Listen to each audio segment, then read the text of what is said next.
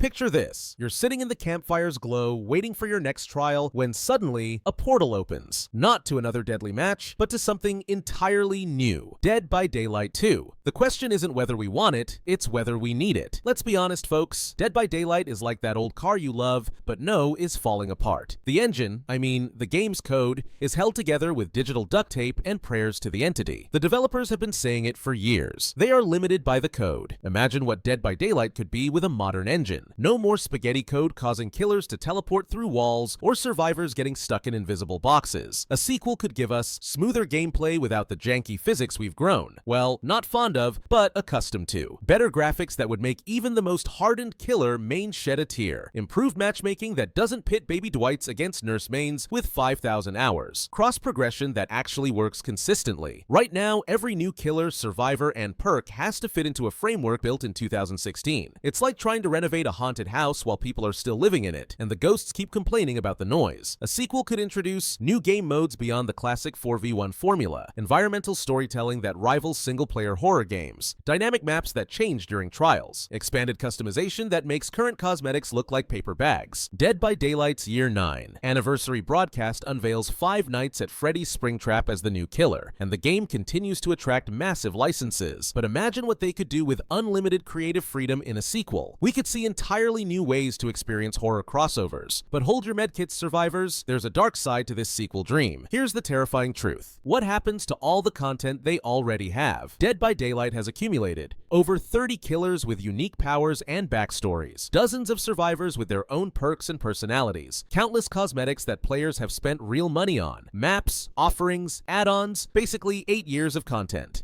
A sequel would likely mean starting over. Goodbye, legacy cosmetics. Farewell, prestige characters. Hello, empty wallet, as you rebuild your collection. Nothing kills a multiplayer game faster than dividing its player base. Look at what happened to other games that launched sequels. Communities fractured. Queue times increased, and suddenly your favorite game feels like a ghost town. Here's the kicker. Developers say otherwise when it comes to making a sequel. Dead by Daylight 2. Not in the plans, according to developers, and there's good reason for that. Why would Behavior Interactive kill their golden goose? Dead by Daylight is a live service cash cow that continues to print money through DLCs, cosmetics, and battle passes. A sequel would be a massive financial risk. So, what's really happening in the fog? Let's cut through the speculation. Instead of Dead by Daylight 2, we're getting Dead by Daylight Forever. Dead by Daylight is starting 2025 with an incredible mix of collaborations, events, and fresh content, including everything from Junji Ito designs to Tokyo Ghoul hints on the horizon.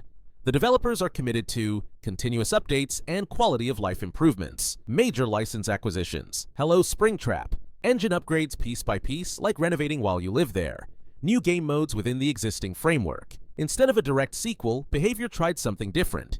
Behavior announced the closure of Midwinter on September 18, 2024, and the cancellation of their Dead by Daylight spin-off codenamed Project T. While that didn't work out, they also released What the Fog, showing they're experimenting with the IP in different ways. Some say that the game will be released at the start of 2025, while a lot believe that the release date of the game can move from 2025 to 2025, though these are largely speculation from gaming blogs, but the reality is more nuanced. So, do we need Dead by Daylight 2? The answer is both yes and no, like Schrödinger's killer, if you will. Yes, we need the technical improvements, creative freedom, and modern foundation that only a sequel could provide. No, we don't need to lose 8 years of content, split the community, or risk killing the game we love. The real answer? We need evolution, not revolution. We need Dead by Daylight to become what it always had the potential to be, gradually, carefully, without losing what makes it special. Because at the end of the day, whether you're a survivor main desperately seeking that exit gate, or a killer main hunting for that perfect 4K,